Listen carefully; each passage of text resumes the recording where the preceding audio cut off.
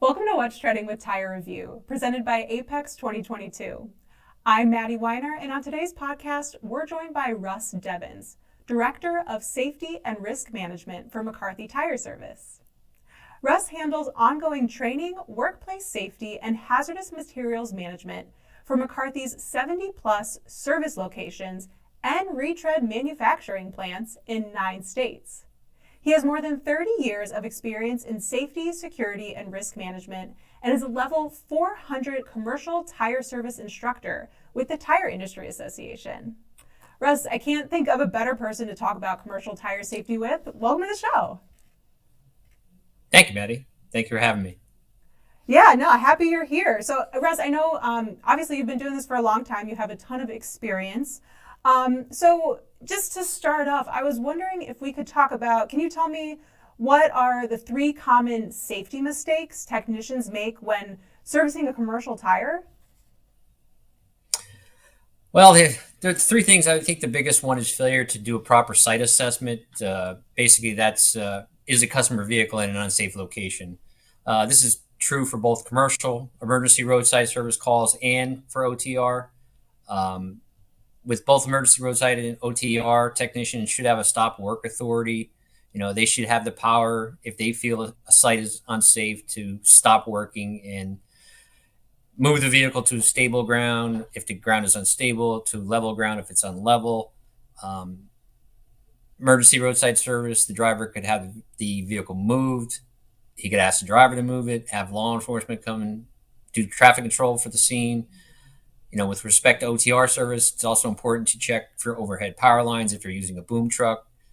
I think that failure to do a proper site assessment is the number one reason that technicians do get injured, and it's primarily because they're doing tire service on unstable ground, soft ground, muddy ground.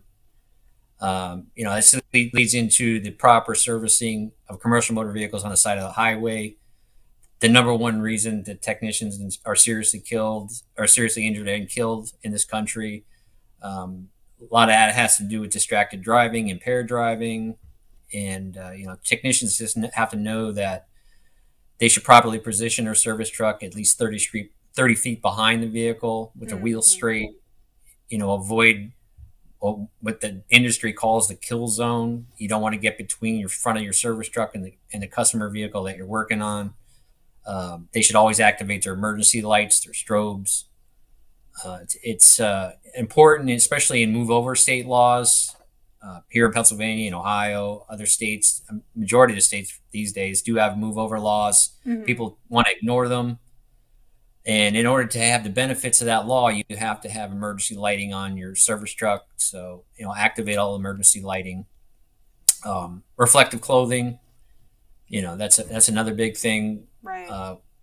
With the emergency roadside service, they should always wear reflective clothing. The more, the better. Mm-hmm. Reflective stripes.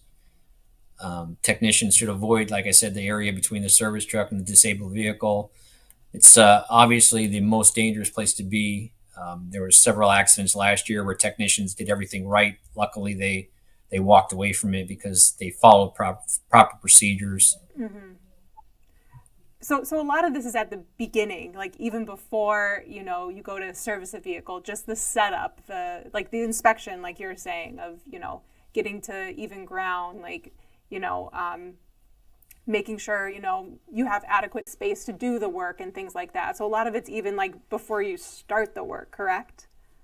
Correct. Yeah. A lot of people, they don't realize the amount of emphasis that we place on site assessment. I mean, you could do the job 100% right, but if you have no idea what's going on around you and the potential for any kind of unsafe conditions that might arise, it's fruitless that you do the job right when you're ignoring the environmental hazards, the physical hazards that might be at the scene. Yeah, for sure. That's interesting. Are there a top 3 mistakes either before or during the service that you've seen technicians make, or that you are aware that, hey, this isn't being properly, executed or anything like that? Yeah, industry-wide, I mean, the biggest thing is not using jack stands or cribbing on the OTR side, to support the load of the vehicle that's being worked on. It's probably the number one thing that's going to cause a fatality in our industry. The other things are not using wheel chocks to make sure that the vehicle doesn't roll. You could jack it up, you can put it on jack stands, but if you're not using wheel chocks, and it's going to roll off the jack stands probably. So it's another thing. Not properly cleaning the mounting surfaces of wheels and wheel components. Mm-hmm. That tends to lead to wheel offs. And probably, the other thing that would be important all the time is torquing to manufacturer specifications. If they don't do that or they don't do it properly, again, it's going to lead to wheel offs. Right. Yeah, I know. Just on the OTR side, you mentioned jacking and cribbing, and that was something that that was a session at this year's OTR conference, and I believe they had cited a fatality, because proper procedures weren't performed and things like that. So yeah, it's hugely important, and it seems like small things add up when you're on a site, or on the side of the road, or on a like a construction site or whatever, and servicing these types of vehicles. Is that correct, would you say? Yeah. I mean, it's correct. And in that the case that you had cited from the OTR conference, I mean, that was an experienced technician, Right. and Yeah. it becomes complacency, taking shortcuts. Most of the injuries, serious injuries, fatalities that we see in the industry, it's due to taking shortcuts and complacency. And it's not just newer technicians; it's technicians with 20, 30 years experience. And we had one actually after the OTR conference. It wasn't McCarthy, but it was another tire company. He had done everything right on 3 of the 4 wheel positions. The 4th one, he forgot to do something, and luckily he survived, but he'll never be the same. So Right. it's a matter of complacency and just taking shortcuts. That one shortcut could be fatal. It could ruin your life, your family's life, everybody's life. Yeah, for sure. Yeah, I mean it's huge, and they were saying at the conference too. It's the difference between going home at night. So all of this, following the proper safety procedures is so important. I did want to ask you too. In your position, you're a trainer. You work with technicians, and I'm sure managers on a daily basis on this stuff. So how should, in your opinion, how should dealers equip technicians to handle commercial wheel assemblies? Both you mentioned some like of the personal like protective equipment, but what about just equipment in general? What should dealers be? What resources should dealers be giving their technicians that are going out in the field and performing this type of work? Well, I mean, as far as equipment, I mean, I think before dealers get into equipment, they need to equip their technicians with the proper training. I think Mm, training is equipment in my mind, because without proper training, having all the equipment, the best equipment, is fruitless. I mean, they have to have the proper training to do the job correctly and safely. It should be part of every new teammate's onboarding process. We didn't talk about this, but I am a member of the board of directors for the TIA. I'm the chair of the training and education committee. mm-hmm. So, I not only get to do the training aspect here at McCarthy, but I'm involved industry wide in training for the tire industry, and I really enjoy that. And unfortunately, every time something does go bad out there in the industry, I do hear about it, and I like to hear about it because it's a training tool that I utilize here. I relay to other safety directors, safety managers in other tire companies. So, in my mind, training is the most important thing rather than the tooling. With the TIA training, the TIA CTS level training fulfills the requirements of OSHA, obviously, Right. which a lot of companies these days, fortunately, they do have a program in place to comply with standard 1910-177. For the automotive tire service, the ATS program through the TIA, the ETS program, and the Farm Service as well. Mm-hmm. As far as the equipment itself, PPP obviously should be provided all technicians, including safety glasses, the proper gloves, hearing protection, hard hats, Mm-hmm. or whatever else might be necessary to do the job safely.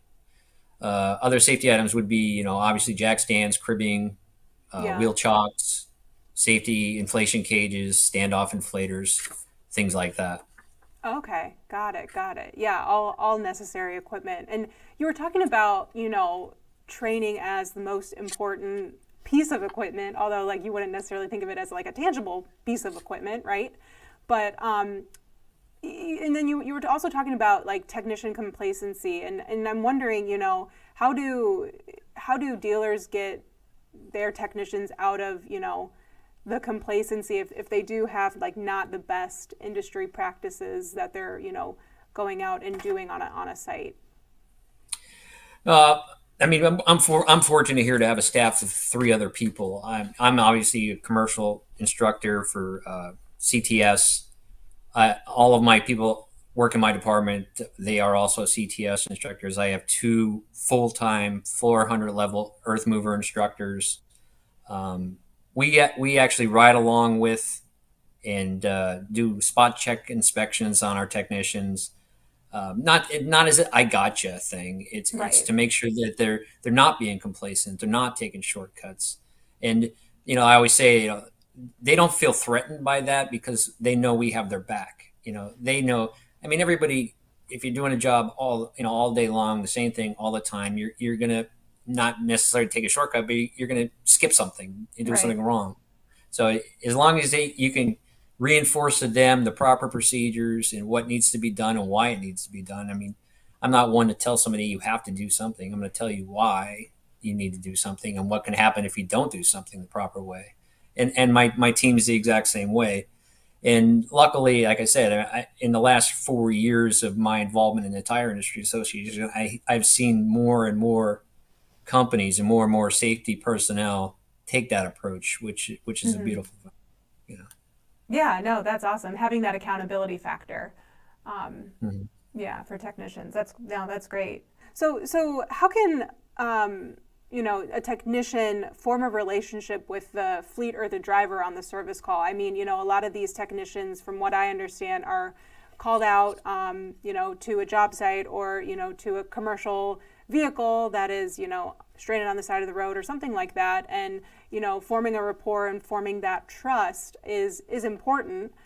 So do you have any tips for that for other commercial tire dealers? Yeah, I think it just all boils down to basic customer service. I mean, I think technicians should be, trained to treat others as they would like to be treated themselves. And a lot of the technicians, they come from that industry. They come from trucking. They come from mechanical that deals with trucking. So they have a pretty good understanding of the mindset of our customer base. You know, it's never fun when you have a flat tire. This is obviously true when it comes to commercial tires as well, commercial vehicles.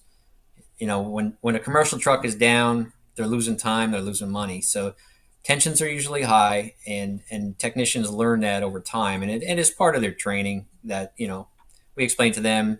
Management explains to them. When a truck is down, they're losing time, they're losing money, and they're not going to be Exactly. happy. Yeah, they're not going to be happy about it. In a mine and quarry on the OTR side, if they lose a rock truck for a day, they're losing substantial productivity and revenue when that equipment's down. So, they want it up and running as fast as possible. As long as the technician is professional, courteous, explains what they're doing, take the time to show their expertise to the customer if they have any questions or they're pushing them to get the job done faster. It goes a long way in building trust. Yeah, for sure. Because of the business relationship. I think they know that trust is key. If they don't trust us, then that's not a good business relationship. Yeah, exactly. That's so true. Yeah, trust goes a long way. And kind of going along those lines, I was wondering. I know we didn't go over this, in the pre-podcast calls and emails, but I was wondering if you could tell me, just from your experience. You have such a wide range of experience. Obviously, your TIA experience. You're talking with, safety directors across the country, probably across the world.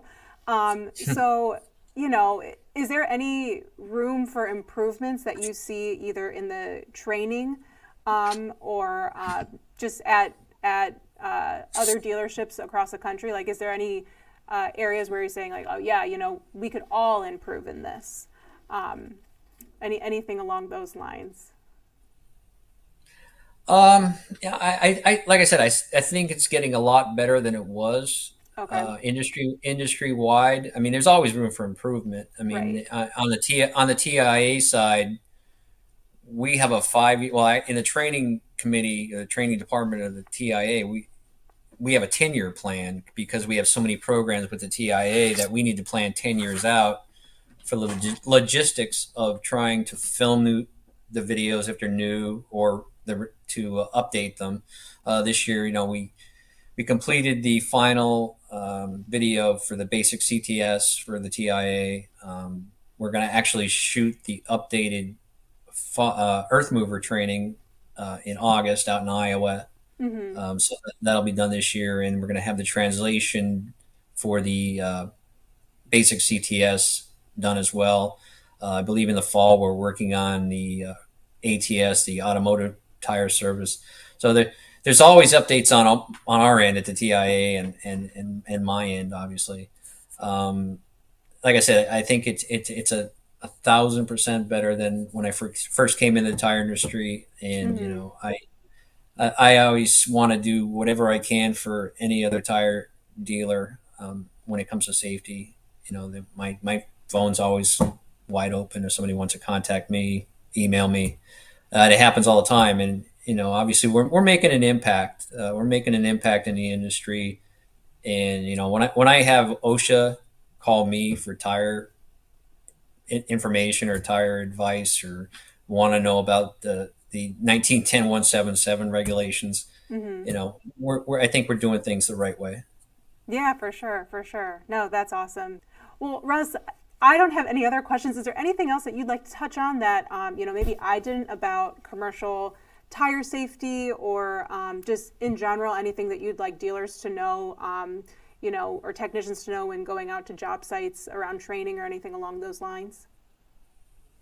No, I think we hit on the key parts of it. One of the things I didn't talk about, and you may be aware of it, was about 2 years ago. Tony Mullen, who's the director of safety and risk management for Snyder Tire, him and I had met, and we developed the tire industry safety leadership group, and it's Yes. growing. We had a summit. Actually, the first summit we had in 2019 down at Snyder Tire was about 16 companies came to that. Safety directors, safety managers, HR, who deal with safety, and it went over really well. I mean, we nobody felt like anymore that they were in a bubble, that they were on an island, that they didn't have anywhere to go for answers.